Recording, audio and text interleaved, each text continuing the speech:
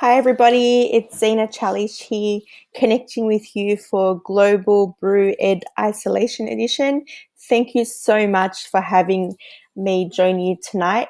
You'll meet my other good friend from Down Under, Brett Salakis, in a few hours. Sorry I couldn't be there live with you today. I've got some family over. We've finally relaxed our lockdown laws a little bit and we'll be celebrating. But cheers to an awesome event, an awesome evening, and to an awesome PLN. So my role is Leader of Learning Technologies at my school, but I also have a leadership role with Women Ed and Aussie Ed, and I love connecting with TWEEP. So if we're not already connected, there's my details. Please join us. So the theme for today's presentation was going to be about surviving and thriving COVID-19, one meme at a time. And as I started planning and prepping my thoughts and, really honing in on what I wanted to share with you from an Australian perspective, my social media was just hitting up with memes from my friends, from my colleagues, and it really just struck a chord with me because they made me laugh, they made me pause, take a minute from the seriousness of work. And so I've gone off on a little bit of a tangent for tonight's presentation. So please indulge me a little bit. Hopefully you'll get a little laugh and hopefully we can share out a bit more humour today to our tweets on Twitter. So during remote learning, the focus for my school, private independent school in Sydney, was to design learning that was supportive of collaboration, creativity and community.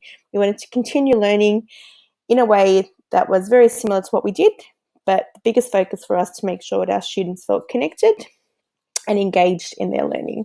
So my whole presentation was originally going to talk us through what that looked like, what the challenges, what the successes were, and how we did it. But I'm going to zoom through this and then I'm going to share with you the memes that were sent to me today.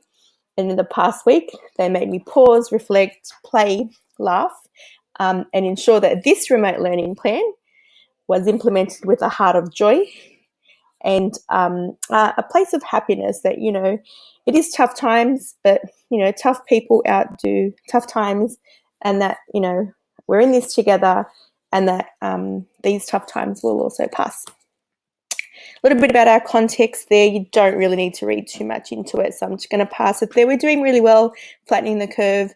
Our social distancing rules are still in place. Our quarantine, isolation / lockdown, whatever you want to call it, has eased up a little bit. So now we can visit and go out a bit more. Our priorities at my school was to ensure that we had community connections, that we had the well-being at the heart of every decision we made, to ensure our communication was clear and consistent and in line with emerging advice. I'm sure, like most schools all over the country, you've had phase 1, phase 2, phase 3, plan after plan. Like most of you, we heard first from our Prime Minister and then we heard conflicting advice from our Premier. And it was really up to us to sit as leaders with our school principal and figure out what was going to work best for our students and our school community. So in about a week and a bit, we're going to be back to school, face-to-face teaching, implementing all the social distancing and deep hygiene protocols that are expected. But hopefully we can ease into a new norm of some sort. So communication was key, as you can imagine. We used all the forms that were available to us. We have our learning management system called Schoolbox. It's an Australian company, Australian brand. Brilliant place that integrates nicely with Google. We use social media to connect instantly with our families. We had a 24/7 IT help desk. We use chat, meets. Our teachers called parents and students on a weekly, fortnightly basis. And communication was clear through Google Classroom or Google Meets every day with the students. And, like everyone else, we told parents, we've never planned for a pandemic before, but, as long as we're honest and open and working together, we would get through it. So blended learning was the approach we took, and I'm sure you're familiar with most of these tools. Some teachers had experience with them, some didn't. It was my role to lead professional learning with teachers at different needs with different grades. These tools were great. They were seamless, easy to use. I read a quote somewhere from someone not long ago, and it said, if the tool or the learning management system needs too many how-tos or too many videos and can't be figured out just by playing with it, then it's too complicated and doesn't work. And interestingly enough, these tools that I've used here were quite self-explanatory, easy to use. and teachers just, needed a bit of a push and shove to know when to use them and how to use them, and now they're very comfortable. So what did PL look like for these teachers? Well, it was a combination of tutorials, how-to, one-to-one training. Different teachers had different needs, but it really reinforced that just-in-time teaching. It was really hard to plan for what teachers needed, but because of the sense of urgency of the whole situation, teachers were able to say, look, I need more of this, I need less of this. Some leaned into each other's groups and collaborated together, and there was a real sense of dynamic collaboration and collegiality. It wasn't what I know, what do you know? There was no competition. It was like, what do you need? How can I help? Let's get it going. And I can honestly say that at the heart of every decision we made was the students, their well-being, their learning, the way they were going to engage with what we were doing. We trimmed so much fat of things that I think now we did because we've always done them. And so really, this situation challenged us to do things differently, really question why we're doing what we're doing, and being more selective and intentional. Because of our precious time and our precious moments for connections, teachers really had to hone in on what was important.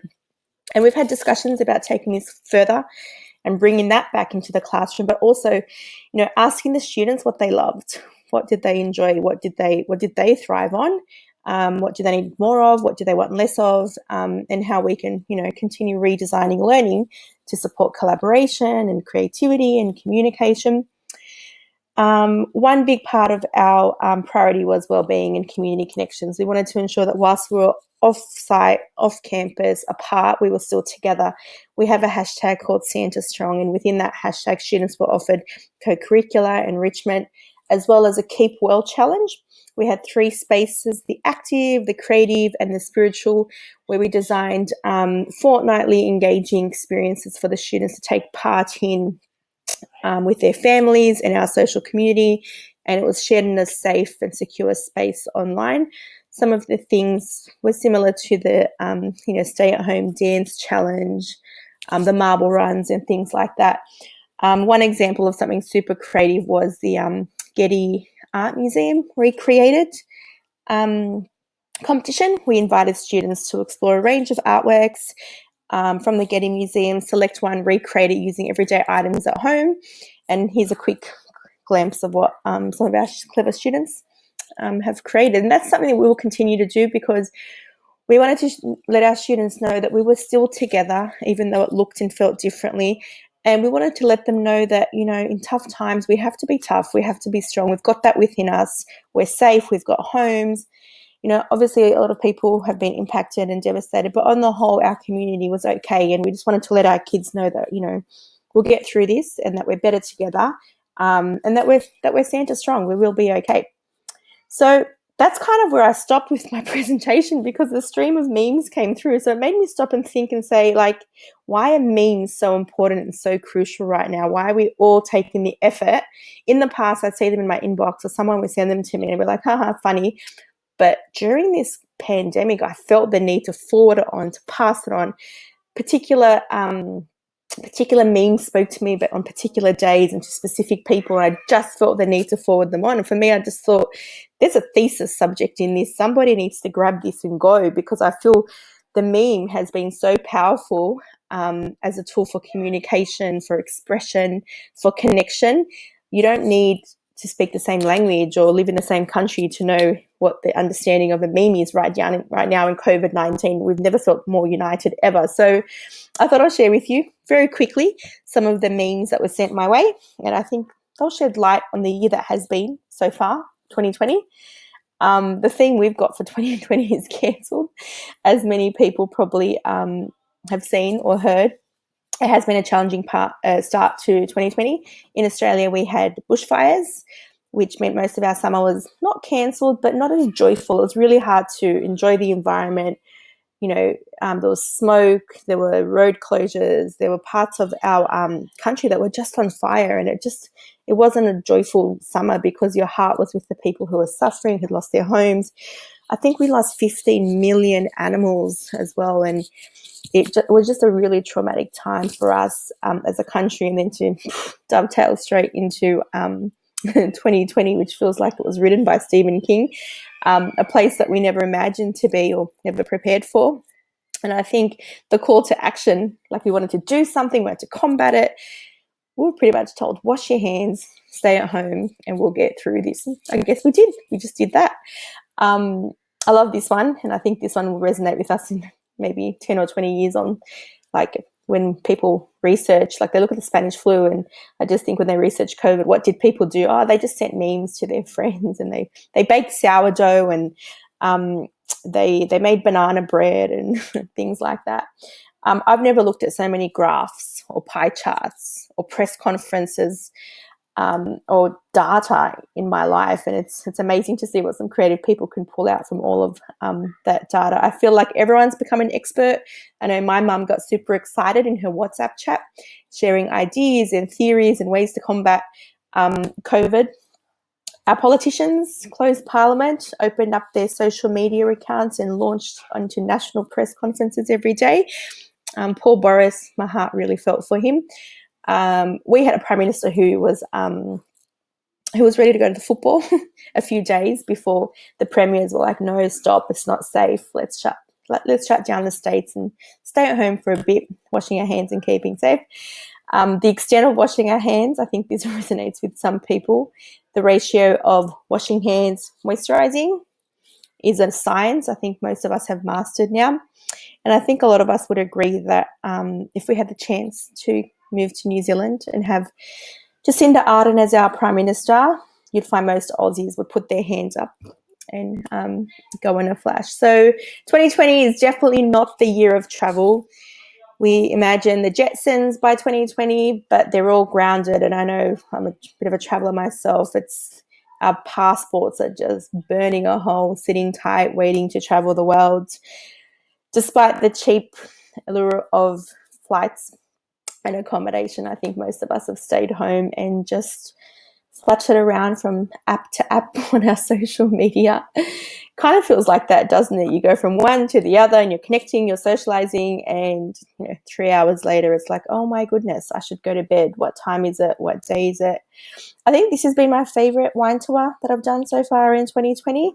It's really making use of quarantine. I think it's done in a logical, sequenced way. No, guys, I'm so joking. Honestly, if I could go to a wine tour in the real world right now, I'd be super ecstatic. Sport looked a little bit differently, and I think it will look differently this year. I don't even know if they're going to be going ahead. The 4 stages of quarantine, I'd probably agree that there's way more than 4, but roll with this. Let's see where it goes. Some of us struggled. Some of us didn't know what day it was. In Australia, panic buying was huge. Yeast, pasta sauce, toilet paper, hand sanitizer, gone. You could not get any of it. I was reading in the paper the other day, someone tried to return 135 rolls of toilet paper and they wouldn't return it. But it's all good. It's all back to normal now, no problems. One thing that's still lurking, though, I call it the comfy couch COVID carb diet, where you just fill your anxiety with snacks, and then when you run out of snacks, you find other snacks or you order snacks in. I think we all said we were going to spend time relaxing, meditating, reading books and stretching, and I think we did a lot of Netflixing, tweeting and eating. Work emails look a bit differently. I used to be a little bit more complacent with, hi, I hope this email finds you well. And it's like, oh, I hope you and your family and everyone's alive and doing really, really well. It has been good, though, in one way. I haven't had to apologize profusely for my late email or not replying. I've just said crazy times, COVID, and everyone's like, yes. Everyone's bestowed everyone with kindness and grace and permission to just relax and be a little bit, which I think has been quite nice. And I, for one, would like to maintain that. Social gatherings look different for everyone. Kind of felt a little bit like this, like at work, making sure we were social distancing and not getting busted for being too close together. The one thing that I would probably still agree with is when people call you instead of messaging you. But in lockdown, somehow people thought it was okay to FaceTime you before messaging. And I think that was a bit like, oh, blurring the friendships there. There's only a few people that can really do that. So I think the messaging before calling needs to stay intact. Some people got super creative with products at home. And that's only day 6 of isolation. Some got cutting of their own hair and their children. They call this the quarantine cut. The joyful part for us as educators was announcing to parents that they will be remote emergency learning from home, which somehow translated in the media to homeschooling. Parents loving us for like 2 seconds and then asking why we're not at school teaching their children. Did I just lose my slide? No. Yes, I have. Okay, I had a slide there. So being a streamer or YouTuber became a real job for teachers, and overnight teachers became YouTubers with virtual classrooms, headsets like they were, playing coding games. Tasks were set to work with equipment that was at home. I know we think this was a good one, but I'm sure parents would disagree. Zoom, Google Meets, video conference calls. Fatigue's a real thing, and that came on board from doing all of these. But a lot of these also highlighted the different needs and giftedness amongst our students who are very clever with the use of technology. I'm sure teachers are over Zooming and video meeting and are looking forward to just having conversations in the classroom.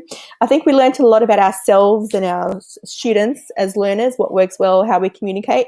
I feel a sense of togetherness because we've experienced this together. In Australia, it's still a little bit controversial. Just until last week, pardon me, we were asked not to visit each other. It was like 1 or 2 people who could visit houses. So this was a bit of a meme that did the rounds about, grandma's being able to go to school because the PM said it's safe. Apparently COVID stops at the gate of schools. That was a joke, by the way. And children were not able to see their family members or go to parks or playgrounds or visit their grandma, yet teachers were okay at school. So that was a little bit controversial. I think the Prime Minister telling teachers to get back to work to kickstart the economy so that, parents don't have to choose between teaching their child and putting food on the table was quite controversial, and it really caught a lot of teachers off guard because I think we were truly working with parents in our communities and we felt like we were essential and we were providing a service, caring for our students. And, there was a bit of a disconnect with what the Prime Minister was saying, what our Premier was saying, and what we were actually doing. So a lot of teachers got worked up about that, and I think we exploded. We've come back down and we've all just put blinkers on to what he's saying, focusing on our actual school communities with our active remote learning plans and truly just doing what is best for our people because we know them, and that's what we do. And I think there's been a realization by parents, and I know from so many parents who've called and connected with teachers saying thank you, and some have apologized. They're like, I didn't know my child was so challenging or so difficult. But I think this unique opportunity has given parents a chance to get to see a different side of their children, to bond in different ways, as stressful and as horrible as it may seem. I think, the quality of time that has come from that has been quite a powerful thing. And, hopefully it just strengthens the partnership, the learning partnership between teachers and students and their parents. Now, we've come to the end of the memes. I kind of started laughing at the first ones like that. And sometimes you do look at a meme and it's like, oh, there's got to be more to life than this. We want theatre, we want movies, we want cafes, we want travel. But we know tough times don't last forever. So, if a meme picks you up, let it pick you up, forward it, send it, share it, just be in the moment, embrace that joyful bit of humor or laughter that you can because it makes a real big difference. I think this tweet sums up the impact of memes as a coping mechanism during COVID 2020. And I truly, truly hope that one day we can look back and laugh at all of these and, acknowledge that they did get us through this, because connecting with people, even though we're physically apart, has never stopped. And with the power of social media, we've been able to do that on a, great and consistent level. So going back to my original presentation about thriving during COVID-19, this is where I got stopped by my friends. But basically, the challenges. So the memes are great. They got us through. They got us connected and we were okay. But truly the challenges of COVID-19 for us was the unknown, the uncertainty, conflicting government advice, which I know a lot of you are dealing with that now. Changes in family circumstances. Like, while I say most of my family community was good, we did know of some that were struggling. IT skills of teachers. You're never really ready to take a school online, and you don't want to just replace a school online. So that gentle line of, I like to call it emergency remote teaching, because that's what I feel it was. We weren't built for online learning all the time. And it took a lot of people to shift practice and pedagogy to match that kind of thinking. But honestly, the way they did it in less than a week is just phenomenal. Teachers are phenomenal. The successes was the rapid upskilling, the dynamic collaboration, authentic engagement, student agency for our students, and having a greater sense of community through our social media campaign, and just an opportunity to develop those self-resilience, self-efficacy skills that maybe sometimes we take for granted because we do a lot for our students at school. And so I'm hoping that, once this is settled into a new norm, we can hold on to those new gains. We can challenge the pains that we have a think about what we could do differently, what we might change permanently, more of, less of. But I think the challenge is to honor student voice and to let them guide what schooling would look like moving further. So I'm conscious of time, and I'm conscious of all these other awesome people who have to share their awesomeness with you tonight. So I'm going to end with a call to action from you. I would love for you to share a laugh by sharing a meme. Please tag me in it. And I'd love for you to use the following hashtags: Global Brew Ed Isolation and hashtag Aussie Ed, so that we can see it. We will then forward it on, retweet it, and share it with our PLN and see how far and wide we can share a laugh and share a meme. Thank you so much for having me tonight. I've got the family going crazy out there, so I'm going to head out. I wish all of you the very, very best during these challenging times. I hope you're looking after yourself. I almost said I hope you're well. I do hope you're keeping well.